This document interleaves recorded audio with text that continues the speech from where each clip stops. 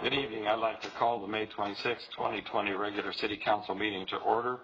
I'd like to point out that this meeting is being hosted through live stream on the city's website and by teleconference for public comment.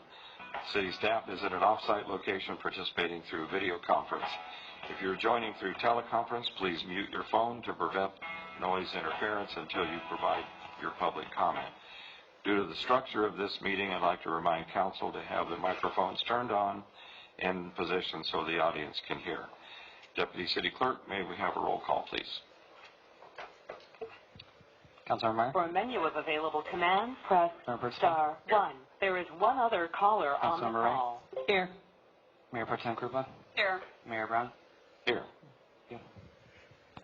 And the Interfaith Council will not be in attendance today, and I forgot to ask somebody to lead an invocation. Mike, could I call on you impromptu to do that for us? And I'll do the flag salute. Please rise. Heavenly Father, thank you for our time that we could be here to represent our city, Lord. We ask that you be with us for our conversation, get us through this evening with open ears, open minds, open hearts. We ask this in your name, Jesus. Amen. Please join me in the Pledge of Allegiance to our flag. I pledge allegiance to the flag of the United States of America and to the republic for which it stands, one nation, under God, indivisible, with liberty and justice for all.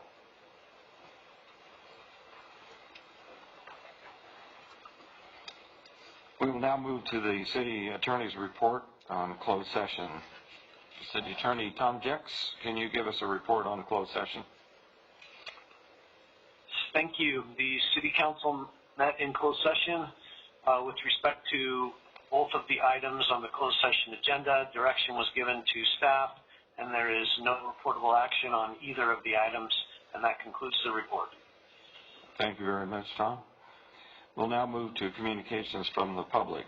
To accommodate public comment, we've made some temporary changes to this part of our agenda that were necessitated to comply with COVID-19 directives.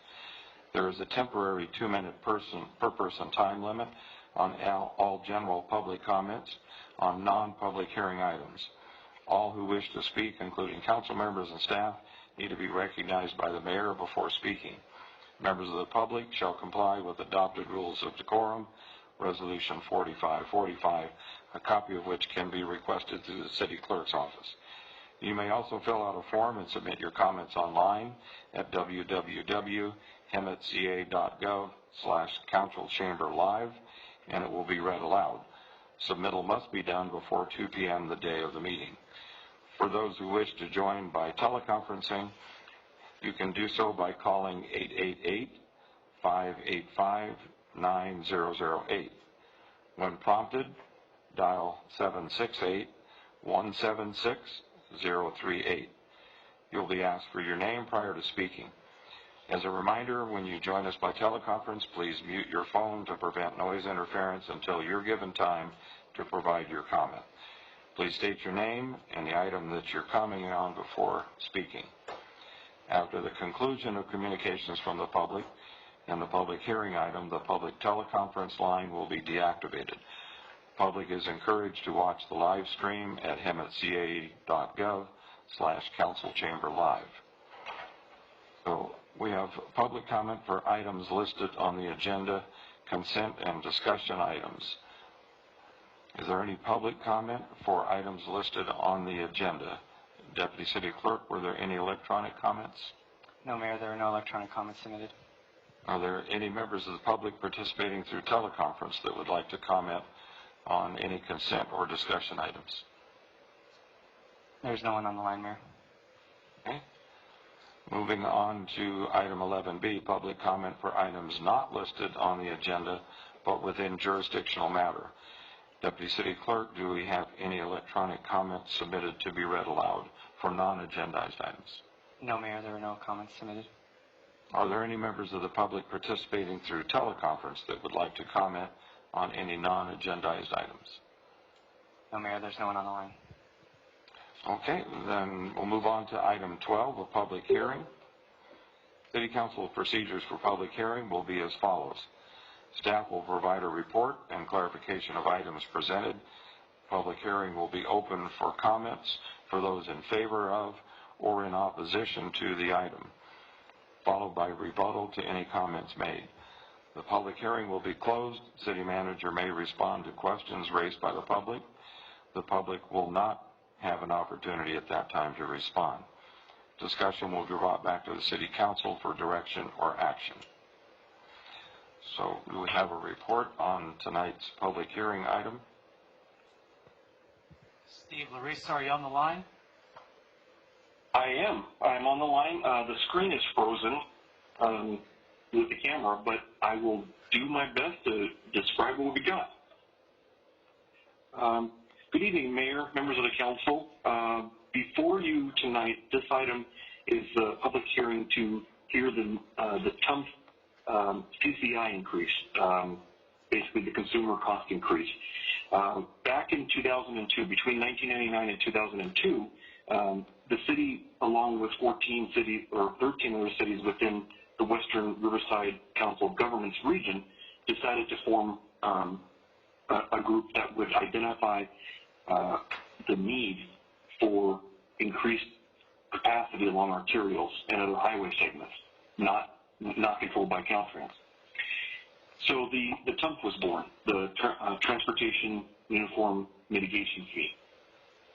Before you tonight is the fourth amendment in the original TUMF agreement that was the City of Hemet entered into, and the item that basically what you're seeing tonight is the increase that the latest Nexus study has provided for. And I'm hoping you guys can still hear me okay? Yeah. Okay. All right, good. Unfortunately, I can't see the slide that we have right there for you, but if you'll notice that on the second to last slide, hopefully Clay is able to place up there for you, you'll see the different TUMF fees and then the increases that go over the next series of 6 months. And with that, I'm here to answer any questions you may have. Okay, thank you, Steve. Any questions of staff, council? So, actually, I have a question. Steve, was there an entire presentation with this item? Were you not able to provide that? I had a PowerPoint presentation that Clay had, that I provided Clay, and that was really the only information that I was going to be providing, which is basically the update.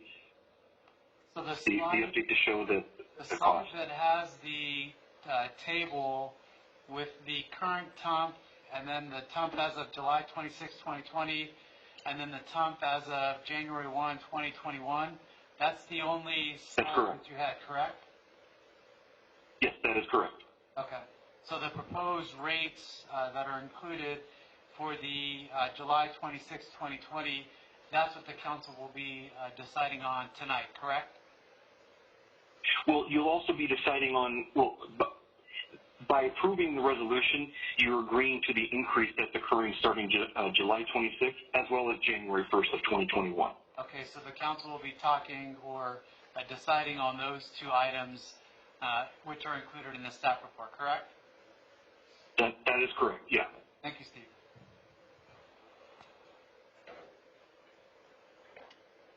Michael, any questions or comments? Yeah, so you asked the question I was going to ask. We're just approving what WRCOG is going to be implementing come July 1st and then again January 1st. Absolutely, that is correct. Okay, so here, this goes back to being a housing issue is that, I know there's cost increases among all of the other different types of projects, whether it be commercial or industrial, but residential mostly is that California is still in a housing crisis, and this is just another governmental increase in fees, and Hemet has the lowest median home price in Southwest Riverside County, and this is just going to continue to further drive the cost up in Hemet, which we don't have, we're not getting the volume of new construction as other communities are that have higher home values, and so this is just going to further push Hemet from getting new construction. Because it's not just this one fee that goes up $800 in the next 6 months, but it's this combined with RTA and RCA and every other alphabet agency that gets theirs when it comes to construction. So it's just another $800 for this one. RCA, it's another couple hundred, and then a couple hundred here. The school fees are astronomical, and it's just going to make it more for builders not want to build here. And that's it's evident on the number of new construction starts we have in our city. So, Mayor, can I add something? Sure. The executive committee of WRCOG actually took this up to see if there was any will on the part of the executive committee to delay this or even postpone this for a future date. And the individual that had actually requested it, there was some discussion at the executive committee level, but then he pulled back his recommendation that it be examined or reviewed, and that individual essentially said no, it needed to continue on moving forward. So based on the conversation at the WRCOG executive committee level, there was an initial conversation about not moving forward with that, even though the executive committee had approved moving forward with that. But that conversation did not go anywhere besides just being discussed at the meeting itself. And that was probably about a month and a half ago, maybe. Bonnie, any comments? Yeah. So WRCOG had delayed increasing these costs the last couple of years. And, who pays for that in the long run then? You don't have the money coming in that helps with the infrastructure that's needed to accommodate any of the housing or any of the building that's going on. And I think it's been at least 2 years, if not 3 years, since the economy had taken a downturn, especially for single-family homes. And as you can see, there's about $334 difference in what's current, and then for 2020 on each single-family home. On multifamily, there's $255 difference. Industrial, $7. No increase on retail, and that was for a purpose because we wanted retail to come back, and we didn't want and they didn't want to increase those costs in order to entice retail coming back into Riverside County. And so they were real sensitive to specific areas, and it cost a couple $1 million by not increasing the residential. And they held it back for a couple of years. But then it comes to the point where, okay, how is this going to be made up then? At what point do they stop the increase only to have to increase an exorbitant amount a little bit down the road? It's easier to impact the $334 on a housing on a unit than have to come back, 3 or 4 years down the road and impact it by $1,000. So I thought they were very conservative and very sensitive to each relevant area, and it gets to the point, though, that it starts impacting what TUMP fee was really for. And that is, don't forget, too, that the less TUMP money that comes in, the less money is paid for the infrastructure to allow these businesses to grow and take care of the transportation infrastructure that's needed in order, that comes from the growth. So and remind, too, if we don't adopt it, the city would be liable to make up the difference. So that's key. And if they weren't if they hadn't held back for the last couple of years to begin with, comes a point then you have to move forward. And I think they did it very conservatively. The executive committee was pretty insistent on that, and I think they came up with pretty good numbers that could satisfy everybody on the committee, number one, and wouldn't make a great impact on those people purchasing the home or purchasing it forward. So I think they did a great job, and I think the numbers speak for themselves. Carter? Do we know how much TUMF money has been put back into Hemet?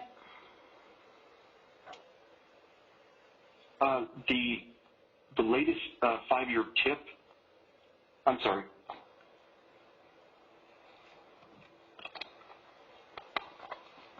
What I was going to say is the executive committee, we just recently worked on. I'm sorry, Mayor, were you speaking? I didn't mean to cut you off. No, that was Councilmember Meyer. Ask you that question. Okay. No, I'm sorry. I thought I heard some feedback. I'm sorry.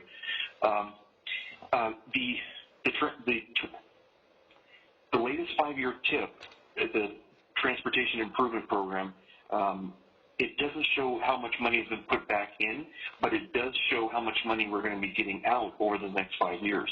And in order to do an analysis, we would have to go back to the very beginning of 1999 to 2002 to see what's been put in to the city versus what's been contributed.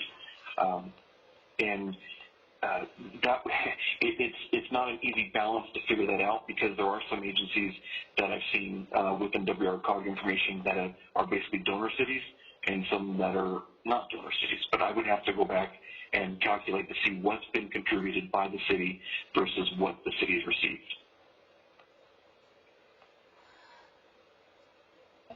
Okay, I thought that would be that would be good information if you're asking us to vote. So if I can speak for a second. Sure. I know that TUMF paid for the city's portion of Ramona Expressway. Also, it's paying for Esplanade to Warren. Half of the street is San Jacinto and half of it's city, so it's paying a substantial amount for that coming up in the next year or so. I do know that, and I don't know the total amounts for the years past, but I do know that what they've paid for so far was based on what was requested, and so far what's been requested has been requests from San Jacinto on projects where it impacted Hemet as well. Okay, thank you. Mayor, if I can also add one other item. Councilmember Wright may know this as well. If the city chose not to continue in the TUMF program or not pass this resolution, the city would not only be liable for the difference, but if they decided to back out of the TUMF program, the Measure A fund that the city receives from RCTC would also be forfeited. Yep. Thank you for adding that. Yeah, that's good information to have. Thank you. Linda, any questions, comments? Did you say you had the projection for the next 5 years? Yeah, every year we go through and we talk about the projects that we want to add to that list. Councilmember Bonnie Wright was on the call, I want to say maybe just a couple weeks ago, and I could email that into the city clerk, and he could possibly distribute it to you before the end of the meeting. That would be good. Okay. Let me. I don't have those numbers in front of me, and I'd hate to give out not accurate numbers. And I know there were TUMF monies used in the widening of Sanderson. That's right. Going all the way through Hemet too. And I think the widening of the bridge over Salt Creek south of town. Right. But my comments are, what did WRCOG Executive Committee discuss this in light of what is happening right now? based on what I understood, is yes, they had discussed it at several of the levels, talking about the projections. I don't know what the exact outcome was.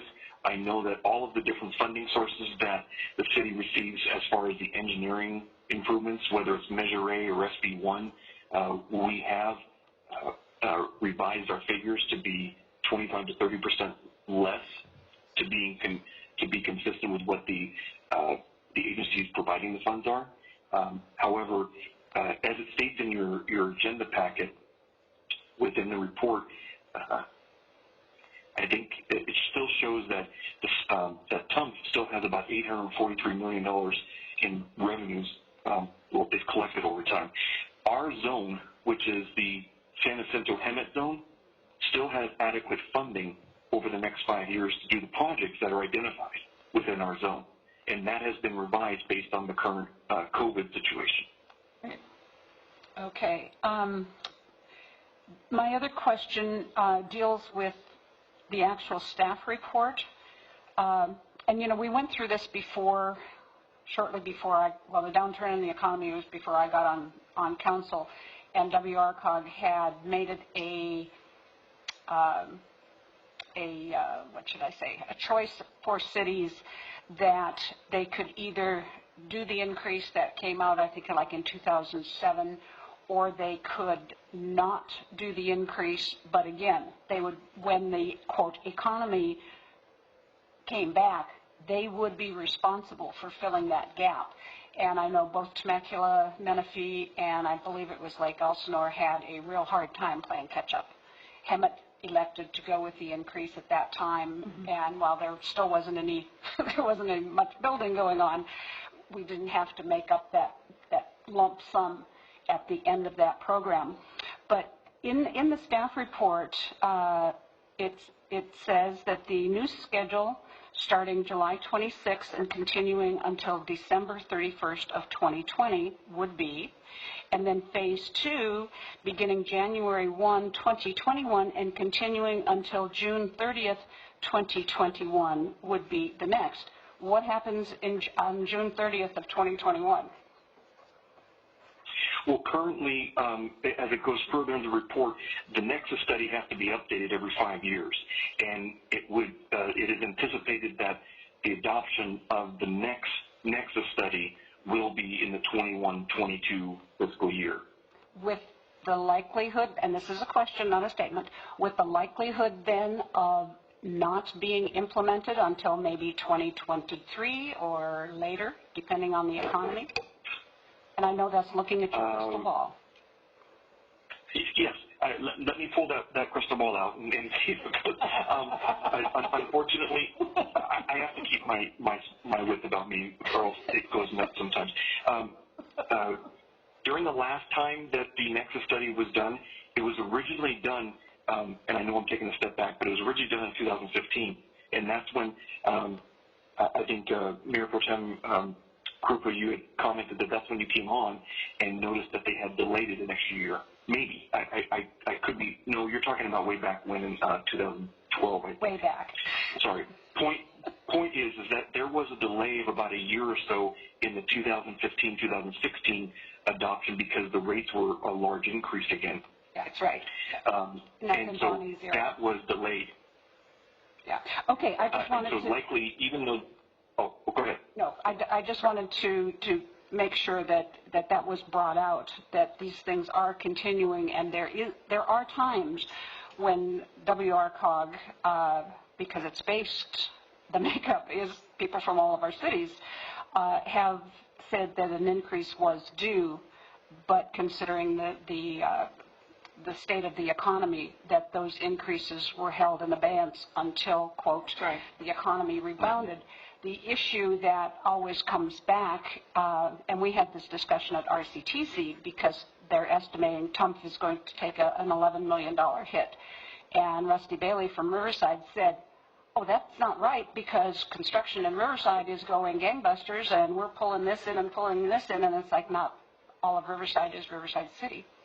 And as outliers, which Hemet is one, you know, we don't have that level of good state of economy right now.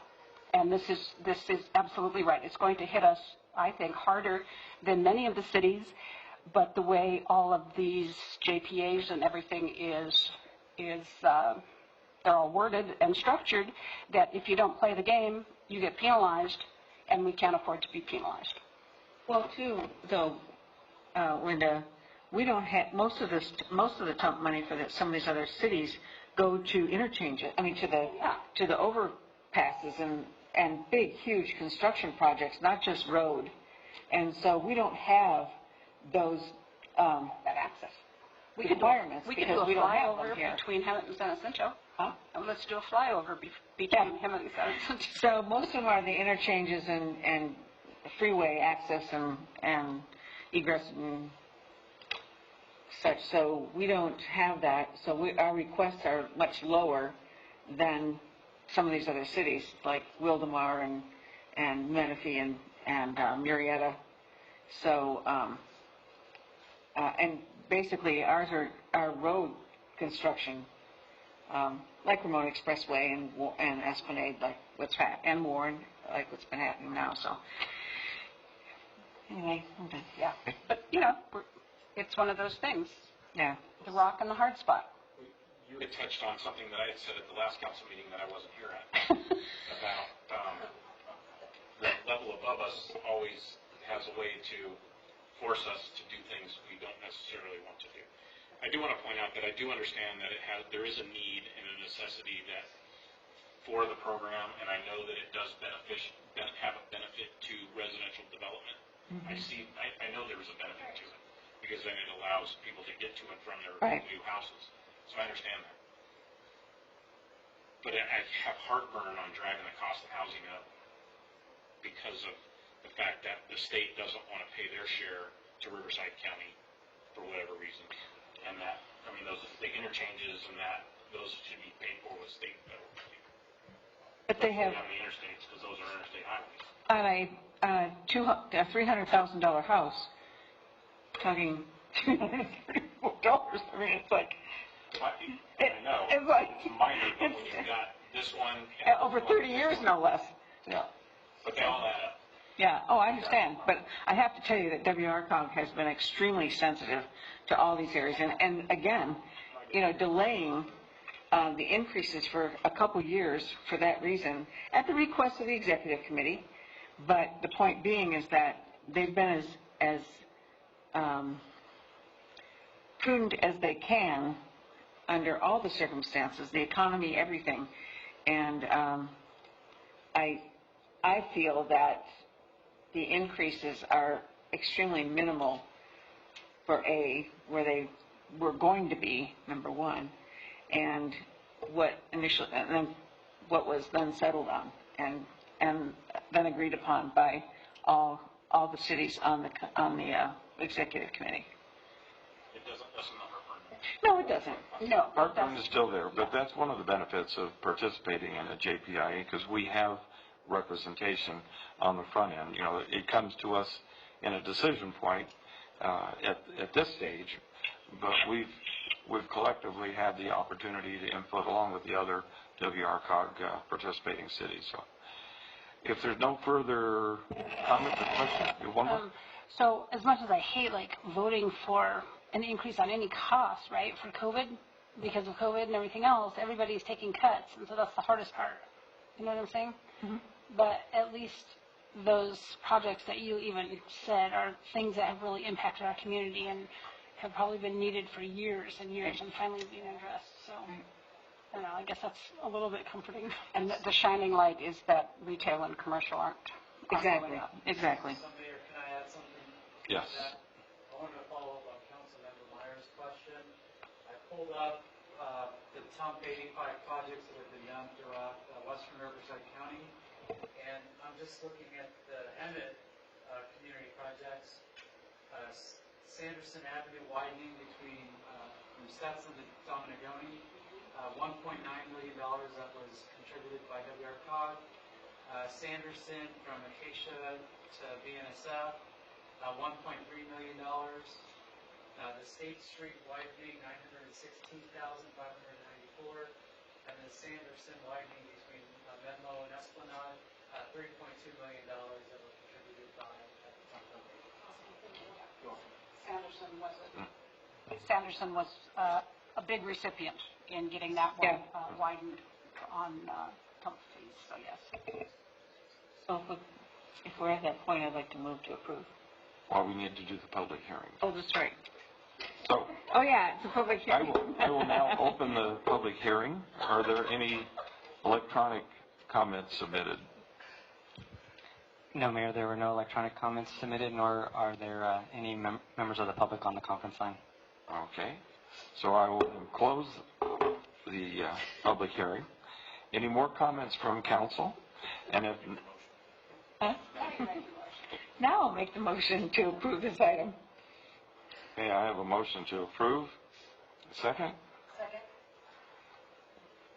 Second. Call vote, please. Councilmember Meyer? Yes. Councilmember Percival? Yes. Councilmember Wright? Yes. Mayor Pro Tem Krupa? Yes. Mayor Brown? Yes, that passes unanimously. Thank you very much, Steve. My pleasure. Moving on to item 13, we have a receive and file items. May I have a motion on the receive and file items? I move we receive and file. I will second. Oops. Mike got in there first. Okay. We have a motion and a second. A roll call vote, please. Councilmember Meyer? Yes. Councilmember Percival? Yes. Councilmember Wright? Yes. Mayor Pro Tem Krupa? Yes. Mayor Brown? Yes, and that passes unanimously. Moving on to item 14, consent calendar. All consent calendar items will be acted upon simultaneously unless requested by an individual council member for separate consideration. Are there any members of council that would like to pull a consent calendar item for separate consideration? Yes. No, thank you. No? Yes, I would like to pull 14A and 14B. Okay. Anyone else? Okay. Seeing no other comments to pull items, may I have a motion to approve 14C and 14D? A second. I have a motion and a second to approve 14C and 14D. Roll call vote, please. Councilmember Meyer? Yes. Councilmember Percival? Councilmember Wright? Yes. Mayor Pro Tem Krupa? Yes. Mayor Brown? Yes, that passes unanimously. 14A, Linda? Yes, on 14A, I just have a question. On the minutes of the April 28th meeting, it goes on for pages and pages and pages of verbatim discussion, and I was wondering why that meeting is verbatim when council had made a decision several years ago that it would only be action items. I didn't know it was only action items, but essentially we wanted to make sure that we conveyed all of the discussion related to that. We figured that it might come up in future subsequent budget discussions, and so that's why we included those minutes as they were. Okay. I'm good with that explanation. But as far as staff time and stuff, we actually made some in 2017. We implemented the hosting of our meetings on YouTube so that we would not have minutes like that. That's right. That was the reason for that. I was unaware of that. Okay. And that's something we need to do in the ad hoc is make sure they don't. That's true. Okay. If there aren't any other comments, I will make a motion to approve item 14A. Second. Yeah, we have a motion and a second to approve 14A. Roll call vote, please. Councilmember Meyer? Yes. Councilmember Percival? Yes. Councilmember Wright? Yes. Mayor Pro Tem Krupa? Yes. Mayor Brown? Yes, that passes unanimously. I didn't know you were waiting for me. Item 14B. Yes. I need legal, is legal on the line? I need a legal ruling on this because some of the sidewalk and ADA ramps are within like a half a block of my house. Then, yes, thank you for bringing that to my attention. I would recommend that you, thank you for disclosing that first off, and then just recuse yourself from this item, and the remaining 4 council members may take an action. Thank you very much. I am going in the back room. I think you just have to recuse yourself, don't you? Or from voting, don't you? Just from voting. You don't need to leave the dais because this is a You don't need to consent leave. item. You just We're can't vote. not really discussing it. Okay, so for the record, Mayor Pro Tem Krupa is recusing herself from voting on this item, Because she lives close to the project. project. One of the projects. I'll move to approve. We have a motion to approve I'll second. and a second. Roll call vote, please. Councilmember Meyer? Yes. Councilmember Percival? Yes. Councilmember Wright? Yes. Mayor Pro Tem Krupa? Oops. She's recusing. Mayor Brown? Yes, and that passes 4-0. Okay, moving on to item 15, discussion and action items. So do we have a report on 15A, Mr. City Manager? I really couldn't believe that we were here already, so I had to look twice at my agenda. It's not 10 o'clock yet. Hey, shush. Don't jinx it. jinxed it down here. Okay, yeah, the main item was, biggest item was that at the last council meeting, the council directed me to develop a directive, obviously, to not enforce any of the orders that were put forward by the county or the governor's orders.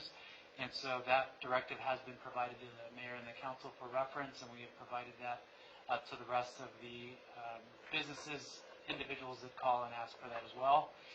With that being said, we are watching the guidelines that come out with respect to reopening. I know that we've made some minor adjustments here at City Hall. We've brought back the community development staff here at City Hall to help accommodate the business community and make sure that we're responding to calls and emails and all of that. So our staff is back at City Hall. We will slowly begin. We're planning in the planning phases of what that looks like. Obviously, the guidelines do require a number of improvements that we need to take care of. That the shields in the areas where our staff interfaces with the public, making sure that we have the right number of hand sanitizer available for members of the public when they do come in. And then obviously any sort of phased-in approach that we might look at when we do open back up. So we are currently going through a number of those items to make sure that we're adhering to any sort of county guidelines or state guidelines when it comes to reopening. So we are monitoring those as those come up. And so that's really the biggest update that we have. And the mayor did provide an update to the community last, I think we went live Friday, Saturday, I don't remember. That was reported last week. And so obviously if there are new updates that are prepared, we will go ahead and accommodate those moving forward. So that's the extent of my update. Thank you. Thank you, and I do appreciate the staff's help on that because I recorded that message from the city on Wednesday, and then things changed on Friday. So during the editing process, we were able to put in some text that addressed those things, so it wasn't so completely dated by the time it actually aired. Question? Chris, do we have any idea, will it be June 15th, or I have constituents are concerned over the fact of those that have not been able to pay their bills with cash.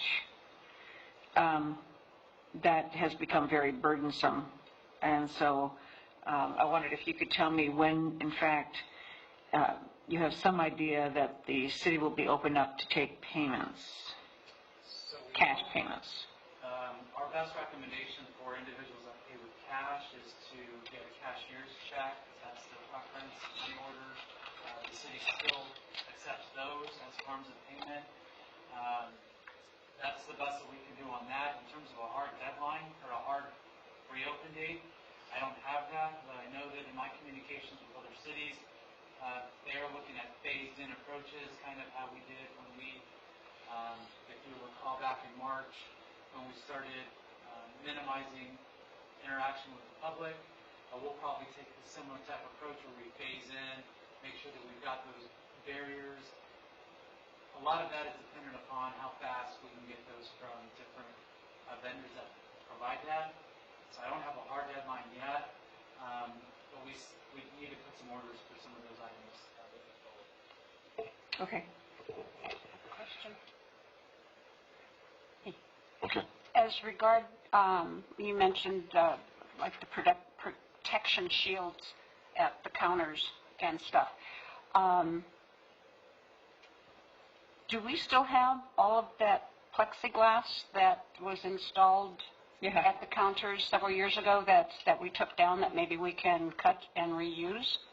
Yeah, we've talked about potentially reinstalling that, but the reinstall of those particular items are problematic. What we are looking at is seeing if there is going to be a delay with ordering those things, we're using them in some other fashion versus a hard reinstall. So maybe something that we're able to fabricate, potentially using those or other materials in lieu of getting those ordered from a different agency or a vendor. Okay, thank you. Carly? Now, the declaration that the staff report is for isn't included, is that right? Because I have a blank page after. That's correct. It's not included. Okay, and it was my understanding, Attorney Jack said that we were supposed to ratify it tonight. So I feel like we are supposed to be voting on it, like yes. So I reached out to legal in the course of the time when it was developed, signed, and whether we needed to bring that forward to council. And since council had directed me to do that, there wasn't necessarily a need to bring back that to council to approve. I'm more than happy to bring that back to council to approve. Since we approved it ahead of time, because we voted. Correct. Okay. You voted on it and directed me to do that, and we did take a vote on it. Okay. Also, I just wanted to clarify that. Sure. Thank you. Michael? I think I said enough last week. Yeah. But I did hear that Dr. Fauci said that the whole lockdown thing is going to have irreparable harm. Mm-hmm. And if I do recall, California's now had more suicides than There's been a lot. COVID deaths. I do have one question. And I just heard this late this afternoon because I missed the governor's press conference today. So, no, I won't say that. He has now allowed us to enter stage 3. Yeah, stage 3. Hairdressers and barbers shops can open up, but nail shops cannot. So if, just want to make sure that as soon as practicable we get some written guidelines, because I know that there's a lot of anxious business people out there that are trying hard to get information, and unfortunately they're going to social media a lot of the times, and sometimes it's very accurate information because it's excerpts quoted and pasted in.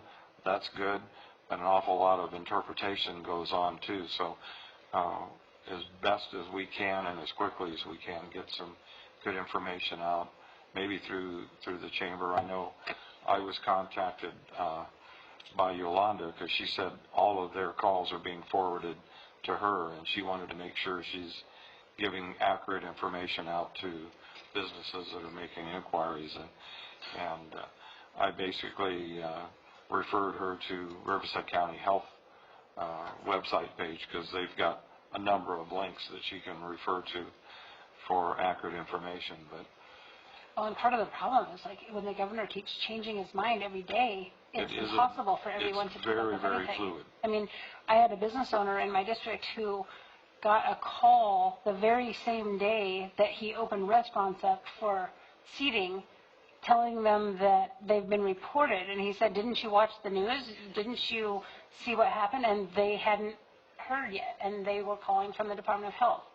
So it's an embarrassment, but it's making this into a joke, and so it's shameful. It is constantly a moving target and very fluid. I struggle with that, trying to come up with messages to record for video because it's dated before it can be edited and and I don't know published. How much the city really can't take responsibility for the governor's office. I think all we can do, the governor said today that all of the guidelines are on the state's website. I haven't looked at it yet because most of it is just orders that are complicated and convoluted. So I don't know if their 11 pages of guidelines are out on phase 3. Even along those lines, there have been quotes in newspaper articles about this of business people that downloaded, and they've got like 12 pages of guidelines that they've got to wade through to try to make sure. I think it's important to mention publicly that I think, from my standpoint, the businesses that I've been in touch with, they're being very conscientious, and they're really trying hard to do what they can to abide by the rules, whether the rules make sense or not. They're not intentionally going outside the boundaries. They really want to be good participants in it. But as Carly mentioned, it's such a fluid situation that we do the best we can to keep up. But as much as we can to get the information out to the public, I think the better. I think businesses that are in our community, in the city of Emmett, we should refer them back to the paper that you put out last week. Okay, it's really interesting that Councilmember Meyer brings up the fact of everything changing. So you recorded your message on Wednesday or Thursday, I don't remember. Friday, I was reviewing it, and then I think I may have sent you a message of, new orders come through, and so it changes everything. So just in a matter of days, we're seeing things just being reversed that are happening far faster than not. So that creates some challenges for us to try to keep up with everything. So we refer them to the directive that was issued out based on the council direction. We refer them to that and tell them to be their own best advocate, and looking at the fact that there are state agencies that provide licenses, certificates for individuals. We would hate to provide any sort of information that encourages them to do one thing or another when there's another agency that's in place. So we don't want to be in that position of creating issues for the state. And that's a conversation that I had with somebody earlier in the week, because I fall under a state licensing agency too with my business, and I have to, not only do I have to comply, with what's going on in our community, but I have to listen to what my licensing agency says, because I don't want to jeopardize my license being suspended. Right. And same with the cosmetologist. And then it goes back to the Riverside County Public Health Agency is a regulatory agency, correct? Yes, right? Well, churches don't fall under their regulatory guidelines, and other businesses don't fall under their regulatory authority. So, What about fireworks? That business has taken off. Well, I think, just an editorial comment, I think that it was unfortunate that they opted to go with two categories of businesses, essential and non-essential. I think that was far too unrealistic. As we've said before, every business is essential to the business owner and to the consumers that patronize that business. So I think it would have been better to go with a definition of essential businesses that everybody can agree to, such as first responders and medical professionals and grocery stores and gas stations, things that we need to exist. And then stop there and then say, now you've got other businesses that can still operate, but they would be safe to operate or less safe, but not categorize them as non-essential. I think that was a big mistake going forward. So the next time we have a pandemic, I hope somebody's listening and that they learn from these lessons. Okay, well, this is an informational item. It doesn't require any council action. Any other further comments from council on this? Thank you very much for that update, Chris. Moving on to item 15B, workers' compensation insurance and a request for direction to staff. Thank you. So I believe we've got Erica on the line. Erica, are you there? Yes, good evening, Mayor and Council. Okay, so just by way of background, there was a discussion at the last council meeting regarding this particular item. I should add that there was a request to have a couple items provided, which I did email to the council this morning. The memorandum of coverage that we provided the council, as well as the second item was a request from one of the council members about the fiscal year in the time that the claims had occurred. So we did provide that to the council. John, are you on the line as well? Yes, I am. Good evening. Good to hear from you. So with that being said, I will go ahead and hand it over to Erica to provide the background on this item. Thank you. So tonight I brought forth the options for primary or excess workers' compensation. And I don't have a presentation for you tonight. I really just want to open it up to the council for questions. JCIA CEO John Scholl is on the line to answer questions. But just to go over the recommended action, the first option is if the council would choose to participate in the primary program, there is a resolution in attachment 2 that would need to be approved by the council tonight. And if the council chose to participate in the excess program, staff would return at the next meeting with that resolution so we can move forward in that process. So in the staff report, what I attempted to do was pretty much break down what the JCIA provided to us as far as what's on each page.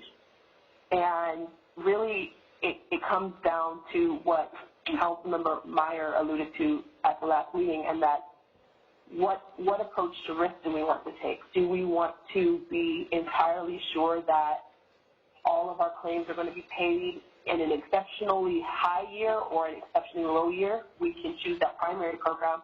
But if we are looking for some sort of budget savings, any kind of potential budget savings, we would go with the excess program. So I will turn it over to John at this point. Thank you. Thank you, Erica. Good evening, Mayor and members of the City Council. It's my pleasure to be with you again tonight. If you go to page 144 of 172 in your agenda packet, there's a breakdown of 4 different options. The first is, Erica just alluded to, is our primary program, which is basically an all-in, you know what you're paying, that's it, that's for the 2021 coverage period. If you were to take a $150,000 retention, the contribution or premium, we don't typically refer to it as a premium, but the contribution is about half that, and then there's an extra added cost for the state assessment, which is part of what runs workers' compensation in the state of California. We all wish that could just go away, but in any case, below that, though, there is an analysis of your 5-year claims history, which shows an average of about $915,000 in what would have been retained losses, those losses up to $150,000. In addition, there is a development reserve or a development assumption. As claims age, they get more expensive. It's just sort of the truth of risk management and insurance. The older the claim is, it will grow. And so we build in an assumption of growth of 20% of where you are today. By the time these things close and you're done paying for them, they'll actually be about 20% more than you have expected. So in each of the 3 columns with the retentions, the 150, 200,000, 250,000, there is a retained amount, which is $915,000 going up to $1,024,000. So on average, you would be paying more in premium and your average costs than if you were to join the primary program. That's if you have average. If your experience is better, then you will likely pay less than that contribution for the primary program. If, on the other hand, your experience is worse than your 5-year average, you would be paying more. And you can see the numbers there on page 144.